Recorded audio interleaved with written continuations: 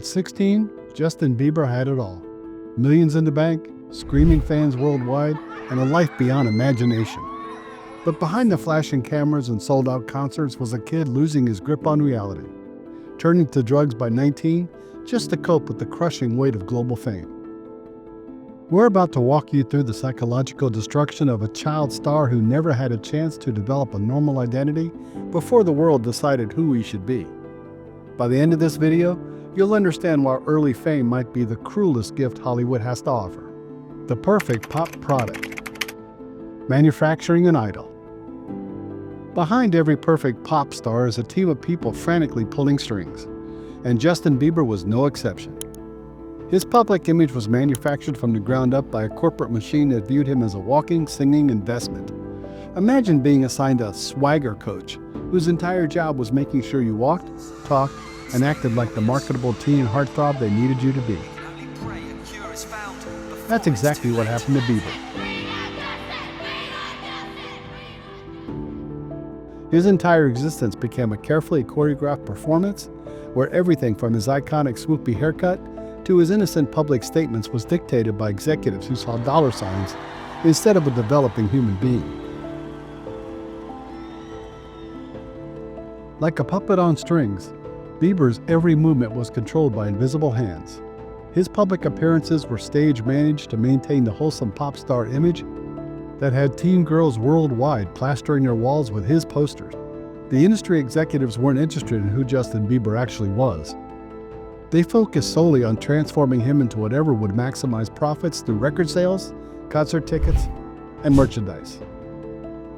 According to developmental psychologists, adolescence is a critical period when individuals need to explore different identities to form a healthy sense of self. Bieber was denied this fundamental developmental process.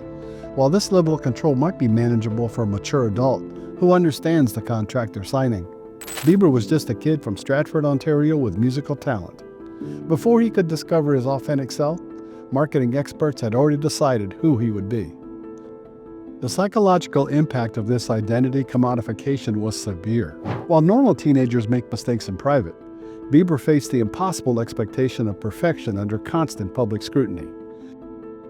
Developmental specialists note that this absence of space for natural growth and error creates profound identity confusion. His every misstep risked damaging the brand that an entire corporate empire depended on. Warning signs were evident in his early interviews. Moments of visible exhaustion from a teenager working adult hours without emotional readiness.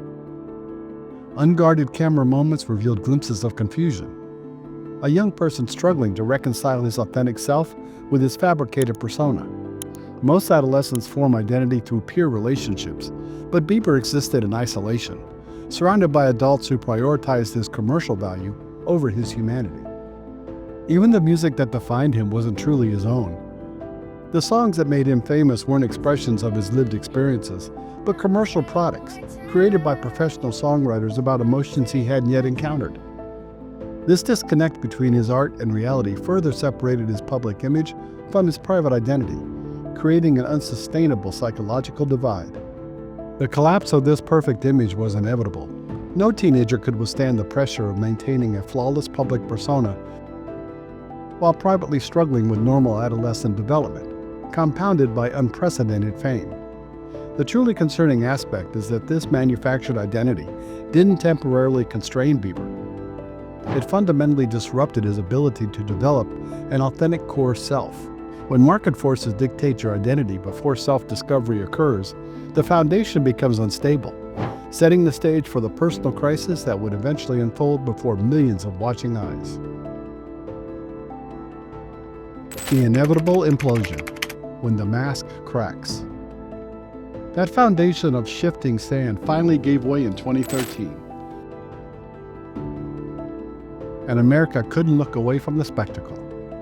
The same public that had worshipped teenage Bieber now circled like vultures, eager to dissect every misstep of his unraveling. But beneath the tabloid headlines lay something far more disturbing than celebrity entitlement. We were watching the psychological casualty of an industry that has stripped the child of his identity and then punished him for not having one. The infamous meltdown manifested through a series of incidents that collectively revealed his escalating inner turmoil. From wearing a gas mask while shopping in London, to abandoning his pet monkey at German customs, to the restaurant bucket incident and Miami drag racing arrest. This cycle was both predictable and profitable. Build up the child star, wait for inevitable cracks, then monetize the destruction. As Rolling Stone writer Rob Sheffield observed, the media machine loves nothing more than watching child stars self-destruct. It's practically an American pastime. The psychological toll manifested in substance abuse. In a 2020 documentary, speaking directly about this traumatic period, Bieber confessed, "I was waking up in the morning and the first thing I was doing was popping pills and smoking a blunt to start my day. This wasn't random hedonism, but a desperate attempt to numb the psychological whiplash of going from global adoration to universal mockery, virtually overnight." The ridicule became inescapable across all media platforms. SNL featured Kate McKinnon portraying him as a bratty man-child. Late-night host turned his struggles into monologue fodder. Social media users created hashtags like #DeportBieber. The message was clear. This teenager's mental health crisis was entertainment, not cause for concern. In a 2015 interview, his voice breaking as tears welled in his eyes, Bieber revealed, "I just felt like I was dying. There were times I was really suicidal. Like, man, is this pain ever going to go away?